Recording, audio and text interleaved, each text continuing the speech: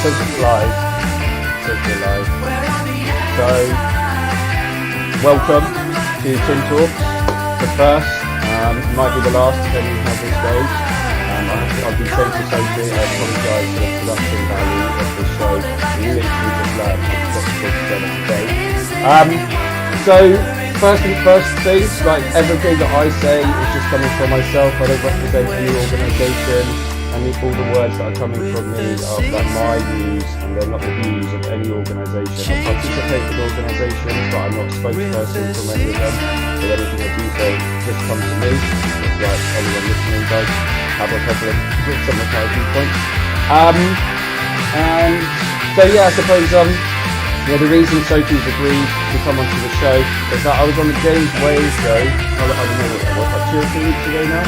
And at the end of the show, I was so surprised he let me on for 20 minutes after I abused him and saying that these are the cases of living in the real lifestyle.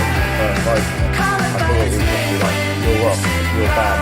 And he allowed me to go on for 20 minutes, and at the end of the show, I said dairy is a racist drug. And I tried to explain my point, but I wasn't really given much of a window to do so. And then on Twitter, a lot of people had a lot of things to say about that. Including the first Sophie, so would you like to say anything about it just before I touch upon it? Yeah, I just think it was kind of ridiculous. It's like a very typical sort of young left-wing statement that everything is racist, including somehow now dairy. So I love the fact you said I'm young. Thank you very much. I'm 37. Just for clarification, I've never been to university.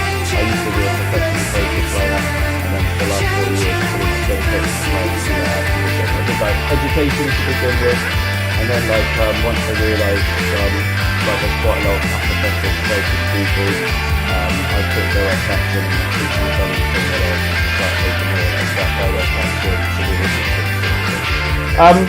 So I asked you if there was one thing I could get a reference point over. I'm not going to try and get this going for too long. Honestly, this isn't to try and trick you up.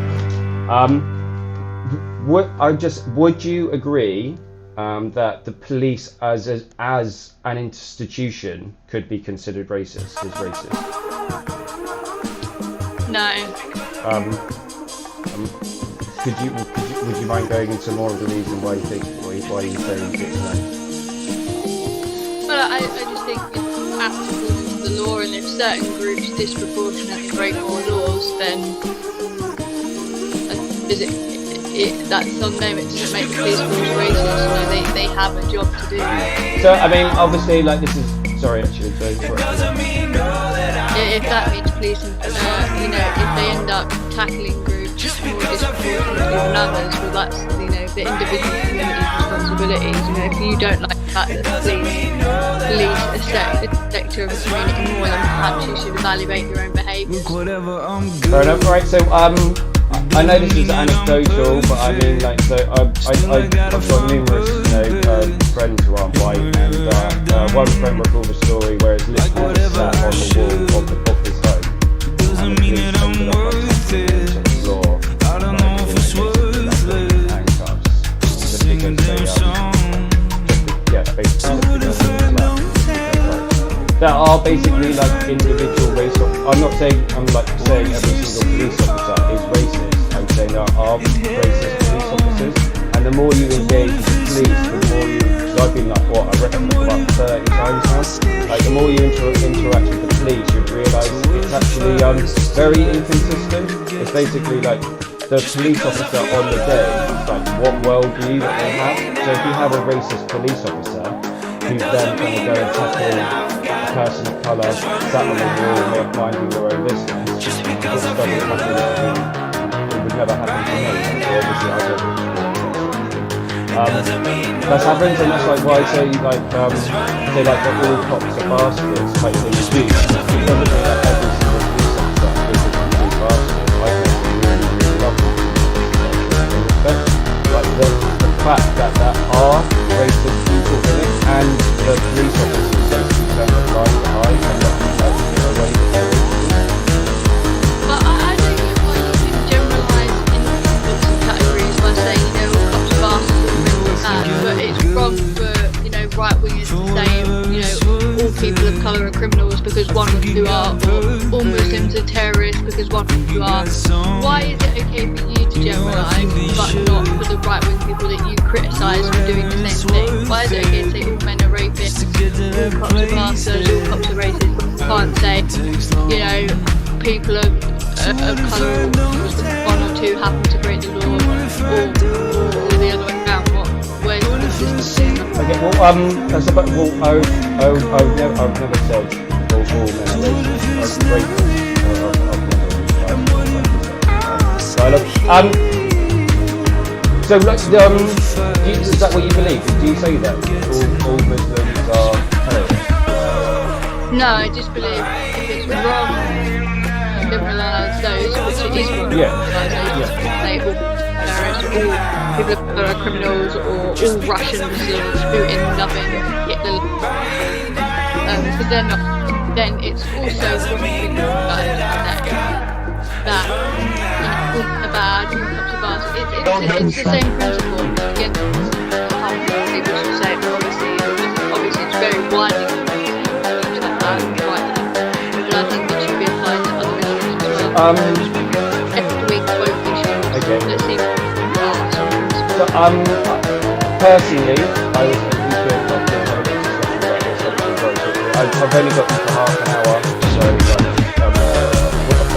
so I would say that's a false equivalence, because I wouldn't say like is the a religious group categorised them if it's the same categorised institution, like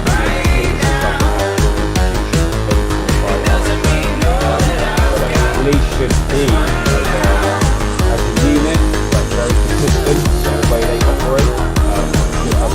That same sort of belief and standards, sets those standards, but like as a religious group, that doesn't really owe anything to anyone apart from being civil, nice, and being harm to others. They're not on the same sort of standard as what the police is. Does that make sense? No, not really.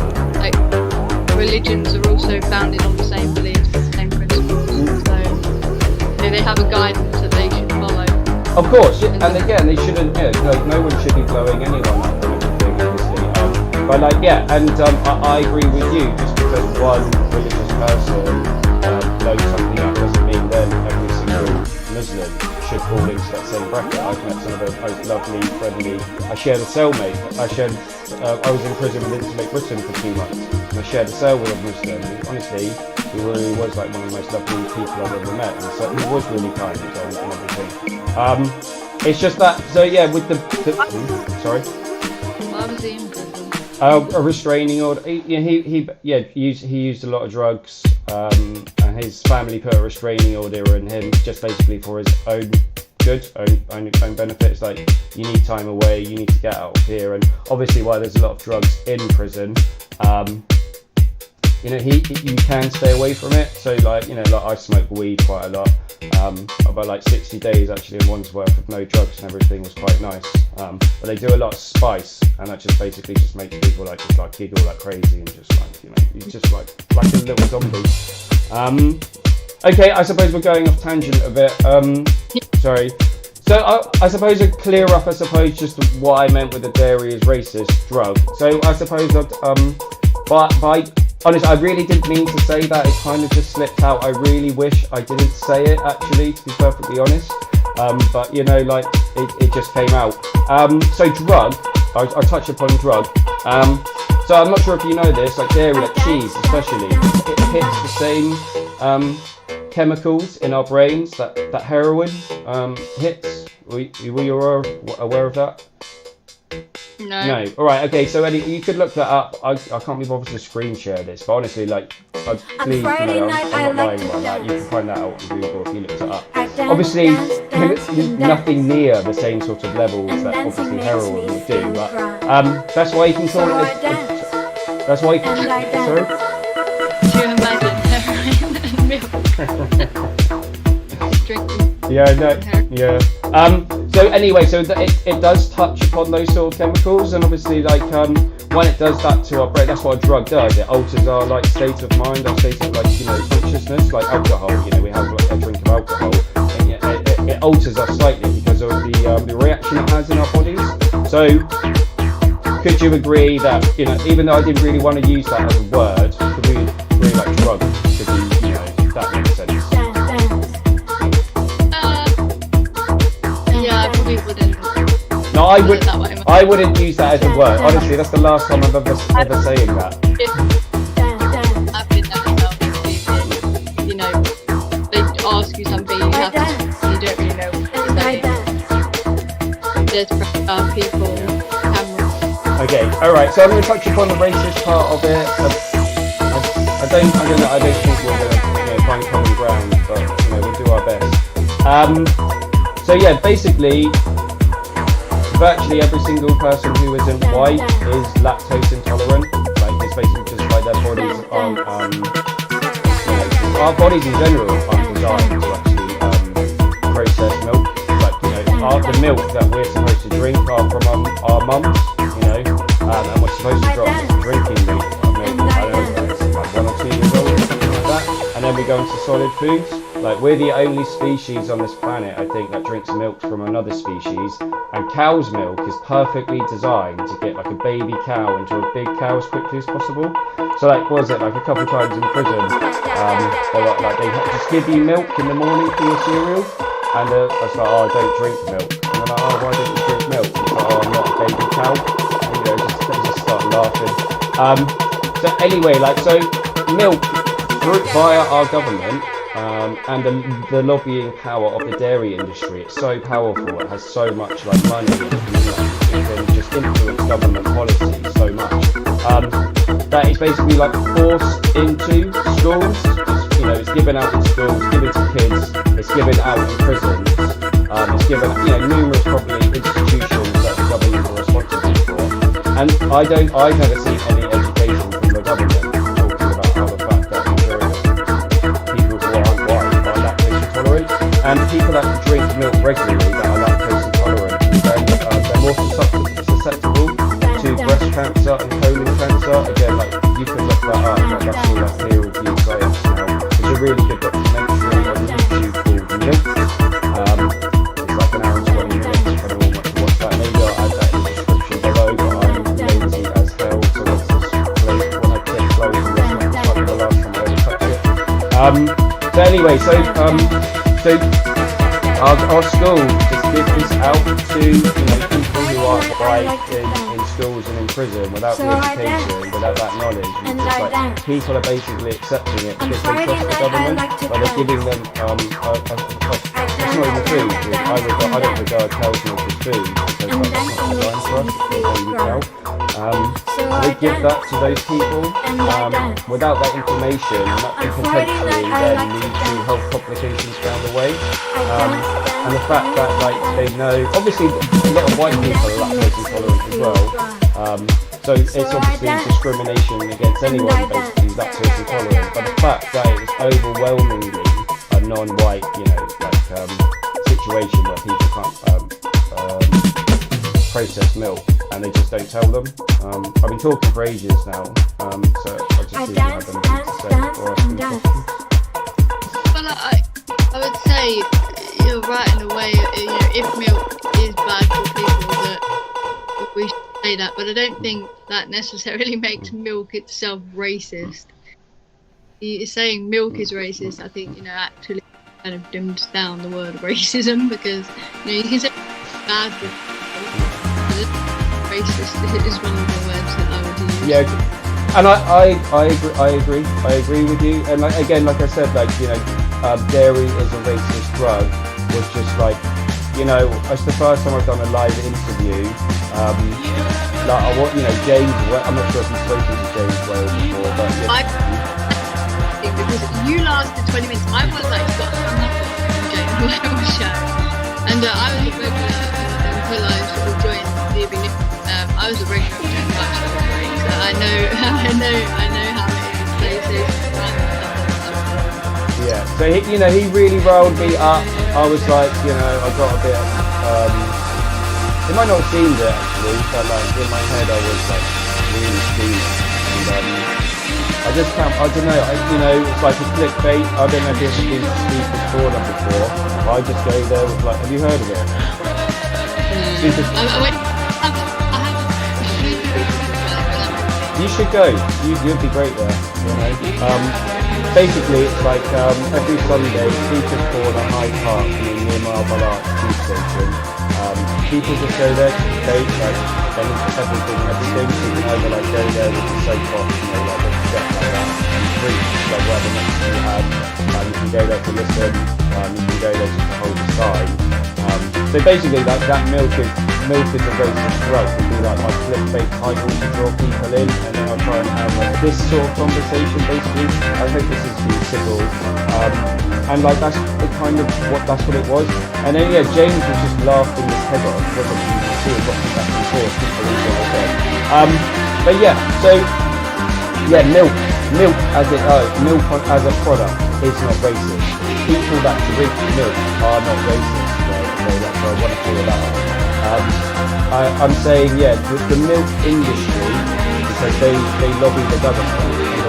Then the government were allowing milk and dairy to be given to people who were simply giving it and not giving them education. I'm saying personally, I think that's an example of racism, of discrimination, basically, of not taking care of all of us. Like, to say someone who's lactose intolerant and someone who isn't lactose intolerant, the person who's lactose intolerant is the more vulnerable person. And my view for society is that we should be taking care of the most vulnerable people first, and then like working up from that. So like the amount of homeless people that we have, it's an absolute disgrace. The amount of people coming from war-torn countries that we need to help out and everything. Like the cost of living crisis that are making like old people have to go on buses to stay warm. That's the way that's what I try to do with my activism, and I try to do it in a way through like education. I'm not saying I'm educating you, Sophie, but as in the sense of just having these like civil discussions with people that like we have similar, different viewpoints, but I'm sure we have a lot in common. I'm sure we have loads in common. So that's just the way I want to do things. So I do it in a mixture of like education, and then I don't know if they'll let me on a James Wells show again, something like that. Where basically, if I'm going to go up against, I mirror someone's tone. So if James Wales starts being really aggressive, right, it's going to do the same back to you, like if that's the way I operate. So I don't know. Do you feel like that's like maybe touched upon? Is there anything else that you would like to? Sorry, I've got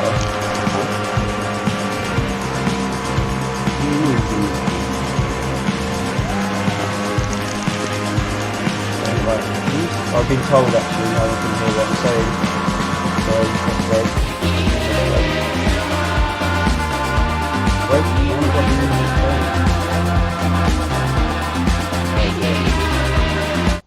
Oh, brilliant. We heard you, just not the dots.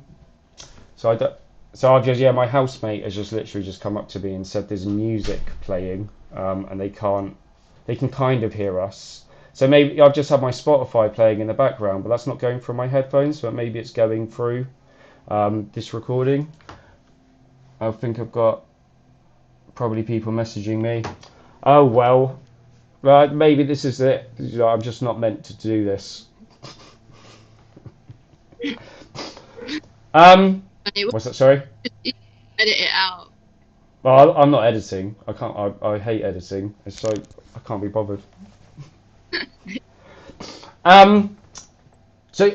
With like there's so the Insulate Britain. I mean, is there anything about that you would like to touch upon? About you had big disagreements potentially, I think, with maybe like the tactics that Insulate Britain used.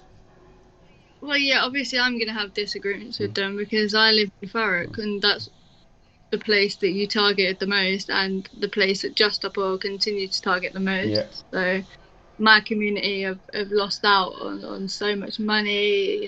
You've basically held us to ransom for months, and we as people, we can't make these decisions. We have no power. People here in no political power at all. You're kind of almost bullying us in a way because we can't get to work. You know, the Interjustable now dug up all of our roads. They've dug tunnels underneath our roads. You know, we can't get our bins emptied.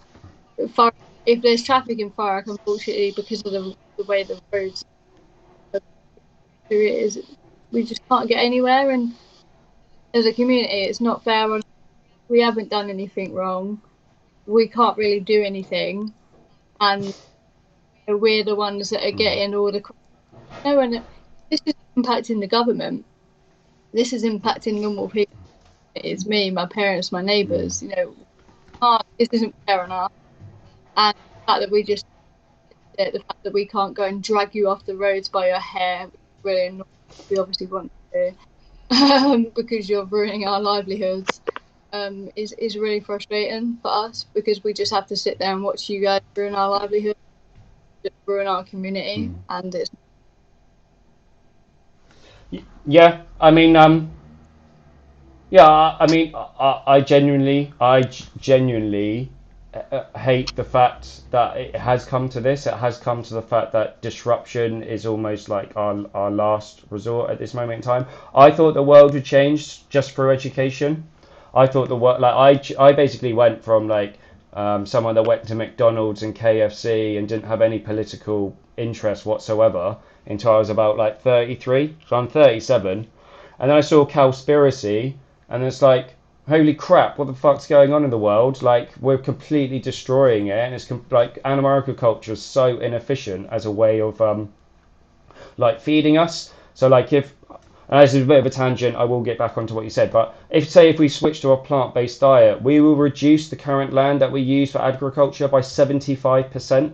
So then with that extra land that we freed up, we can rewild, so we can grow more trees and all these sort of things that will reduce carbon. So, you know, like we hit 40 degrees C recently because there's too many CO2 emissions and methane emissions and greenhouse gases in our atmosphere that's trapping heat in. That's the reason like the temperature's slowly increasing is because those CO2 gases trap the heat of the sun in rather than just being released and bounce back into the sky. Like when the ice caps melt, the ice reflects as this big mirror and reflects like the sun back out into the out into space basically. As those get smaller, that sun now goes into the water and then warms the water, and then it starts this almost like exponential feedback loop of like the ice gets smaller, more sun goes in, and then with the trees, like the more trees we cut down for like animals to graze, which is like the majority of what happens in the Amazon rainforest, to like grow soybeans to feed animals or just for them to graze on. Like the less trees that we have sucking in carbon, like the worse it gets. So like I said, like I thought change would happen just by education, and I just wanted to go out to the public and not cause any nuisance and just educate people and share this information, and hopefully we just gradually change as a society and move towards like more renewable sort of energies, more renewable way of living, more renewable transportation. But it's like we can't put that responsibility on every single individual. Like it is, I believe it is our government's responsibility to making sure that we have clean energy, reliable energy. I think it should be back in the public sector, and all these sort of things. And so Just Stop Oil delivered a letter to 10 Downing Street a month before they took action and just said, so their demand is basically no new licensing for oil drilling. Basically, it's like all the scientists, like the best scientists in the world that are studying this, are saying, like, obviously we can't cut off fossil fuels today, but we've got to transition. And one of the ways of transitioning is like using the reserves that we have left. So for the UK, apparently we've got about 8 years left in reserve, basically, to keep our energy supplies going on fossil fuels. And in that time, like, switch our subsidies. And move to green energy or renewable energy, any energy that basically doesn't cause our planet to become unsustainable. And the government's, our government's not listening to us. I mean, our government are corrupt as hell. Like Priti Patel accepted a £100,000 donation from an oil company. Again, you can look that up. That's easy to see. Like Richie Sunak the richest, politician in history. He just cares about making himself and his rich mates richer. Like, they don't care. They really don't care. All they care about is money. And they are licensing 40 new oil drills, and every single top scientist is saying that's a death sentence. Like, more CO2 in our atmosphere is going to result in bigger temperatures. Like, have you seen like the flooding that's going on in Pakistan at this moment in time? It's like, and that's down to like these countries like ourselves that are just. I know obviously like we only do like 1% or whatever it is of the total, but like 1% is 1%, and it's still our responsibility, and we still got to take care of it. And if we were to like potentially do a carbon neutral society, we can then teach other countries how to do the same and help other countries do the same. I see this as like a whole team game effort, but like people always say like, I'll go to Russia, go to China because they're doing the worst. It's like, well, I don't live there, and my country isn't doing a good enough job as it is, so I'd rather actually just stay in the country I was born in, sort that out, and once that's sorted, then potentially I'll go off. So yeah, it has come down to, sadly, these like disrupting the oil industry as a way of basically making national news, like, and hopefully having these conversations. Like, I hope we've just have a very civil conversation where we can share our own different opinions and perspectives, and then I think that's the way like progress happens. Like, when we talk to people and we try to move forward together as a society. We don't have to agree on everything, but like I think we can all agree that everyone should basically have a roof over their head, should have access to water, should access to food. And then like once you've got those essentials to live, if you want to earn more, have a society where you can work, and like those people can earn more and do more, etc., compared to someone that's like, I don't really care, I'm just happy like this basic sort of living. Yeah, I get you. I just don't get why you're not targeting Downing Street and you're targeting a normal working class community where none of us are wealthy. A lot of us are self-employed. We rely, especially our gypsy and traveller communities, because we've got a massive one here, like loads. We're not those rich people that you don't like in Downing Street. We're normal working class people that just want to go to work and put the food on the table, and you're not targeting them, you're targeting us. And that's where I think it's wrong. If you guys want to do civil action, great, glue yourself to Downing Street or whatever, like the gates, or lock yourself to the gates of Downing Street. Don't block our roads, dig up our roads, because talk about the cost of living crisis. The biggest help for people in the cost of living crisis is the local council. The help that we have for people in my community, the vulnerable people that need support, when there is a lot of us here, just because of the economics of our community. That money that's supposed to go to that on our services is now being used to police Just Stop Oil and Insulate Britain. That money that we're paying to help the most vulnerable in our community, improve our schools, improve our education, improve our local services, now isn't being used for local people. It's being used to pick up after you guys, and that's not fair. No, that's not fair. I would say it's not fair that our government isn't doing their job correctly. I don't think it's fair that our government isn't looking after us. Like, I don't think the police basically should be used like on the resources that they're being used at. And I think, like from my perspective, I think the government should have just done what we told them to do, which is part of their own manifesto, in the letter that we gave them. But we gave them an ultimatum. We said, do your job, which is your job. That's what we, people have voted you in for. Or we're going to be left with no choice but to take these actions. And sadly, like obviously we're living in the past. What happened? Not we're living in the past. Sorry, we're living in the present. But we're trying to be inspired by the past and things that have worked in the past, like when education has failed, acts of civil resistance and civil disobedience and direct action. So the fact that we are literally targeted. Well, I'm not. Again, I'm not a member. I'll be a happy participant of Just Stop Oil, but I'm not a spokesperson for Just Stop Oil. Just for clarification, I've lost my trail of thought now. like what they are doing is like we've gone to Downing Street. Like I've been to Downing Street loads. I've gone to Downing Street. I've blocked outside 10 Downing Street. I've glued myself to the road outside Downing Street. They can ignore it. They can just ignore it. They really can. They can just walk by. They can just ignore that all day long. But they can't ignore blocking an oil because obviously that impacts our whole society. So the point that we do this is like, just do your job. Like we'll stop doing this immediately. We'll get out the road. We'll leave everyone to get back to doing what they want to be doing. I don't want to be impacting anyone's lives, but you need to do your job first. And yeah, that's basically where we're at. And I am genuinely sorry. Like I don't know if you will take this as sincere or not. I'm genuinely sorry about disrupting people's lives. It really is the last thing I want to do. Like I just want to live, hang out with my friends, listen to music, read, and not harm or impact anyone. I genuinely hate it. But like if you have any other suggestions about like what we can be doing, because but the other thing as well is like we win, like the government does their job when we as a collective come together.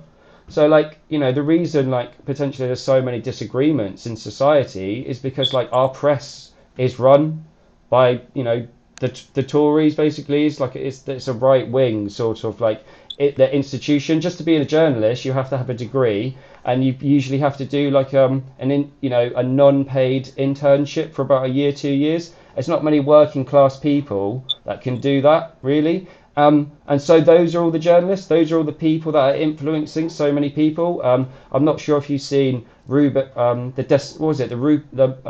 Murdoch Dynasty. It's on BBC iPlayer. It's a 3-parter. It's really good. Tells you about like whoever the son has wanted to win to be the prime minister. They've been the prime minister for the last 30 or 40 years because they have so much influence. And they're responsible for like, all these culture wars that potentially we're having, and we're like bickering about these small things that I'm not saying they're not important, but like compared to climate change and what's coming down the road from that, like that's like almost like our most important thing right now. If our temperature keeps on getting hotter and hotter and hotter, people are going to be displaced. Like the water levels will rise where like people along coastal towns will just be underwater, so they'll have to move. We're potentially looking at like 1 billion climate change refugees in the next like 10, 20 years or so. I don't know if you remember when like it was like 10,000 Syrians like moved throughout Europe like a few years ago. Like Germany took in quite a lot, and like that caused like mayhem. And we're talking about like what 1,000 times bigger numbers. So I mean, that's the reason why people are taking these drastic actions. Like, no, all the people under the tunnels, they don't want to be under those tunnels at all. Like, they hate it. Like, none of these people that I know like get any enjoyment disrupting people. Like when I did Insulate Britain, by the time I did it the second time round, I felt like I was going to be sick every single time I was going out onto the road, because like I'm just going to be sat there and people are going to go absolutely mad at me, and they're completely right. They're completely justified to go mad at me because they're not the ones causing the problem. But like by doing what we did, we managed to stay on the mainstream media for almost like 2-3 months in a row, and then that gives that opportunity to potentially have conversations like this. I mean, like I have a YouTube channel of 8 subscribers, so this isn't exactly going to be seen by many people. Obviously, feel free to do with this video as you wish. But like that's the reason why we're doing what we're doing. But guys, I can't really say any more than like I am genuinely sorry about disrupting like you and your town and your village and everything. Like no one's getting any enjoyment. If I had a lot of money, I'd literally give it to like the people I'm disrupting for causing their daily. But I don't really. I live on very limited means.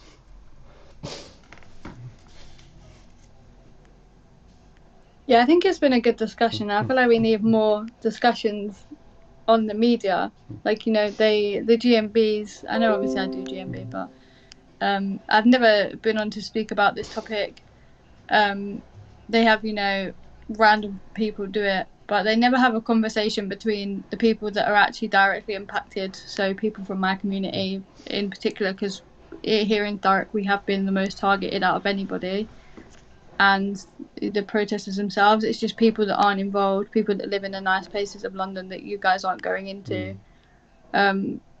That's what's frustrating. I think, if you had a conversation between Just Up or spokesperson or one of their main activists and somebody that lives in my community, not necessarily me, but potentially the film community, I think you'd have probably a much better conversation, a much more knowledgeable conversation. Well, than the likes of Christo or whatever. Like they're not really involved, and they don't experience this in the way that we do. No, of course, no, exactly. These are all these presenters like Julia Hartley Brewer, etc., etc. Like they're all completely privileged, like privileged from day one of their lives, probably born into wealthy families. All university educated, like very very wealthy. Like they live in a completely different world. Like, and then they try to represent the working class. Like who? It's like, who are they kidding? But they do. They convince some people. Like the third person I shared a cell with in Wandsworth was this painter and decorator, working class family, like painter and decorator. But he's like voted Conservatives all his life. And it's like, mate, like this party does not give a shit about you. They're not looking after you in the slightest. And How is he in prison?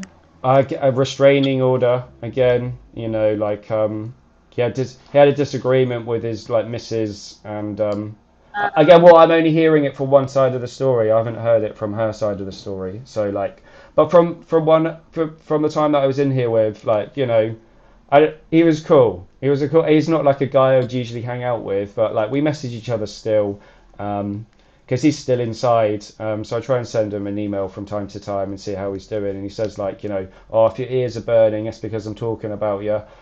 Keep on doing what you're doing and stuff, but don't come back here and things like that. But what was it? I personally have an idea for an organisation that would just target. It would literally the only targets are billionaires, and it would only. I think you should target the more privileged communities and not the working class ones. But I'm saying if you ever fancy getting involved, we're in contact now anyway, aren't we? So I could give you a sort of a blueprint of my sort of idea, and if you feel like there's anything you would like to get involved with on it, it literally would be the focus would just be billionaires Elon Musk, Jeff Bezos, etc., and target them in any way, shape or form, and bring the focus these are the people that are causing the most damage, these greedy billionaires who are hoarding resources. Money, it's not some infinite resource, it's finite really. And if some people have got billions, trillions, like BlackRock and Vanguard, the two wealthiest finance companies in the world, they're worth over $13 trillion in assets and everything. It's they're the third richest, if they were a country, they'd be the third richest country in the world. It's these people that are causing this just huge vast, the working class, in my opinion, in today's age, minimum wage should be £20-25 an hour onwards for whatever job you're doing. People can't get by on, I don't even know what the minimum wage is now, £10 an hour or so. I think it's £6 for my age group. Really? Yeah, I was on. So that's criminal. I've just left this minimum wage job. I was on £6.50 an hour, I think. Really? What was that as? I worked at KFC. Okay. And when I started, when I was 16, 17, it was £4.20 an hour. Oh yeah. So very first. I'm old. I'm 37. So anyone above. But this is maybe 2 years ago. That's what I'm saying. Really? Okay, you're right. Yeah. Okay. First ever job I had, I was paid £2.50 an hour, but that was 23 years ago. Yeah. But yeah, how you can't get by on £6 whatever. That's £4.20 an hour at KFC. It would cost me an hour's wages just to get my bus to work. That's a 10-minute bus trip away. Exactly. A whole hour's worth of wages. So what are you working on at the moment? You know, obviously I do a lot of commentary. I'm just at uni at the minute, so trying to And focus on that. I'm writing a book, what are you studying? uh, And what's your book about then? business, and my book is called Education or Indoctrination, and Okay. it's a cool little book. Okay. So I'm excited. Okay.